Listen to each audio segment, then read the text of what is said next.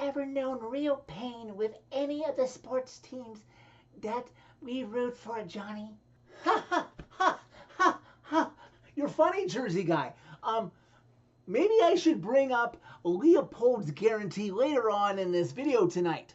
You ever just want to get down on one knee and thank the hockey gods upstairs that Phil Forsberg is a Nashville Predator? Hey everybody, It's Jersey Guy.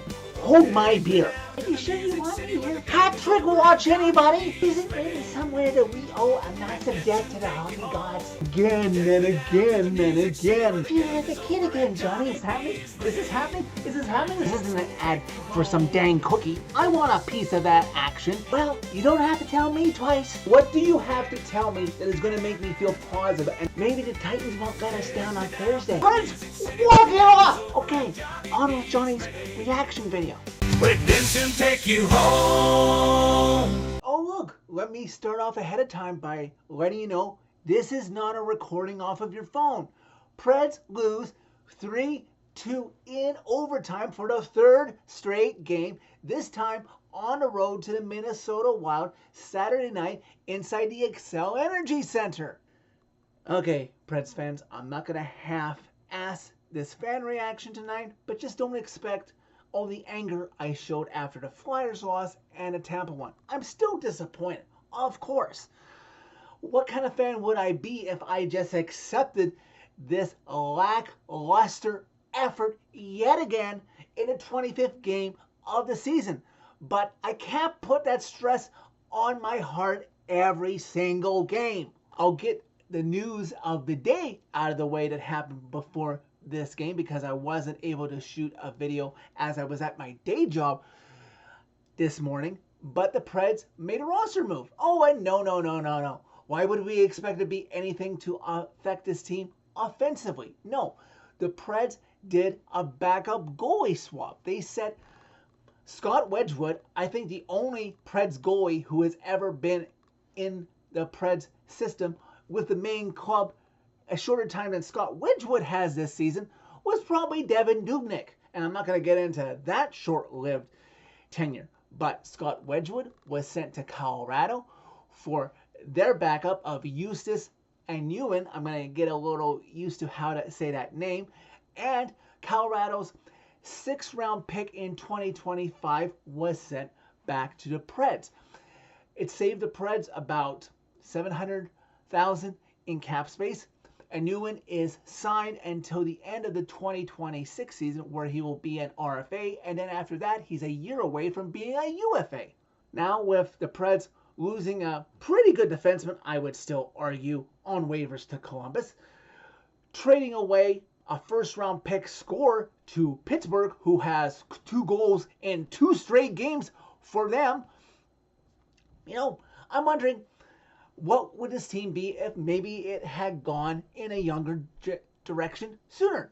I'm not saying that I wasn't happy with the changes made in the offseason, but yeah, in retrospect, it's not working as the Preds lose again. I did some research because I see how bad this team is. It's not the worst of the worst. It could get there, but it's not the worst of the worst yet. The worst start through 25 games in franchise history, and you're a Preds fan if you remember this season, was the 02-03 season. The Craig Leopold guarantee will make the playoffs or I'll refund you your season ticket increase that he hiked up that year that he had to pay back before the Preds finally made it in the 03-04 season. But in the 02-03 season, the Preds through 25 games had 5 wins. I honestly thought it was more. So, yeah. This team is pretty comparable to that one in terms of output. It just wash, rinse, repeat at this point with this team over and over again. Props to Fedor Svechnikov for finally getting rewarded with the effort that he's putting out there. And I thought maybe with the factor Ryan O'Reilly scoring his 2nd goal in 3 games that maybe it would turn the tide. But no, of course, it goes to overtime. And Phil, for those who may have missed it, but for those who watched it, I will talk for you. Philip Forsberg had a great chance to end this, and how does he not even get it on the net? It goes wide. which allows it to go the other way. Forsberg, I wanted you to make up for your bonehead offensive zone penalty that you took against Tampa yesterday that ended up costing the Preds the game. But nope, the puck goes wide. Minnesota goes the other way. I don't know what Stamkos was doing, which allowed Roman Josi to be the only one back when Kirill Kaprizov, the Preds killer in so many games to this point in his career, is able to get it through Roman Josi's legs. Jared Spurgeon ended it. Another effort by UC Saros where he worked his butt off and didn't get rewarded by the team in front of him. Heading into overtime, FanDuel Sportsnet, that I was fortunate enough to be able to watch this feed on with Willie and C-Mace, pointed out the records of these two teams heading into overtime, that the Preds were 1-5 and the Wild were 1-4. I don't know why I let myself fall into the trap of thinking, oh, with similar records, maybe the Preds would finally overcome their shortfalls after winning their first game that they played in overtime this year and then losing 5 straight, that finally the bleeding was gonna stop and the Wild were beatable in the extra frame. Well, apparently not. Also, for those who would like the reminder, as I keep having to remind myself this with every Preds fan reaction I shoot now, through 25 games this season, that is now 16. 16 games where the Preds have scored 2 or less goals.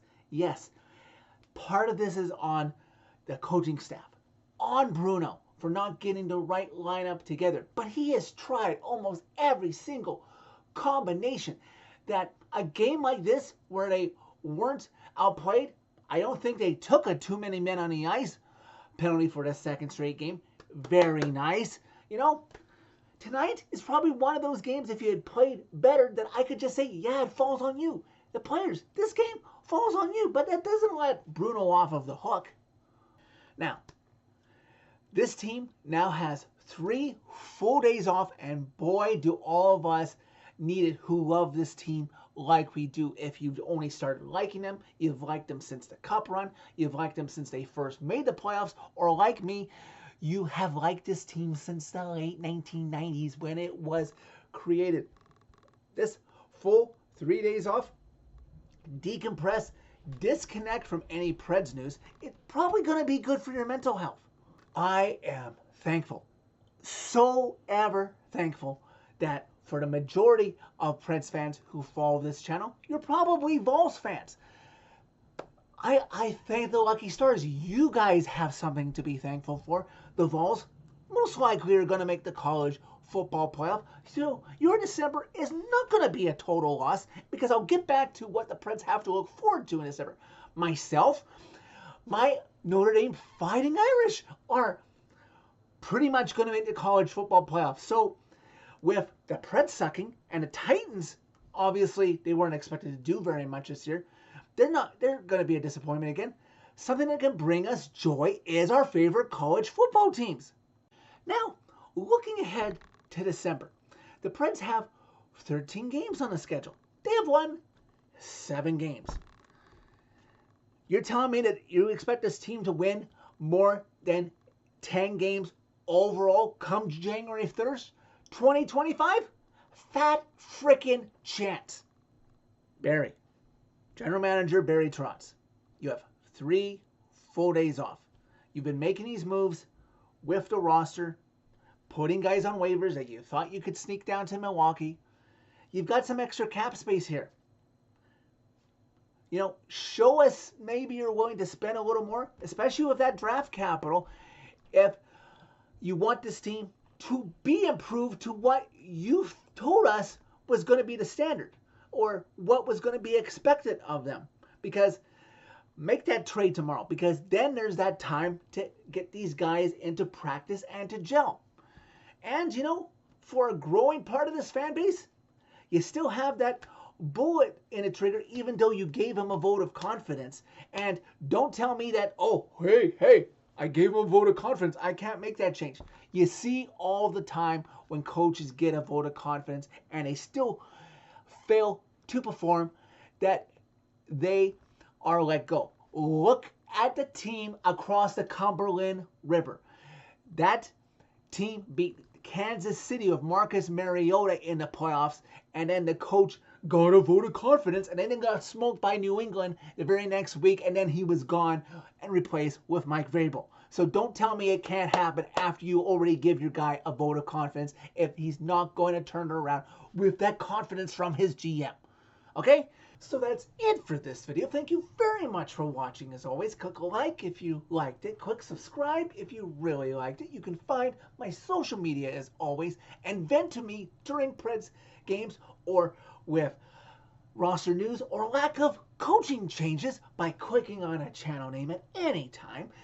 Tell all your friends about Redemption. Let this channel be the therapy that they need to get through this car wreck of a season. And go Vols, go Irish, as long as they're not playing each other.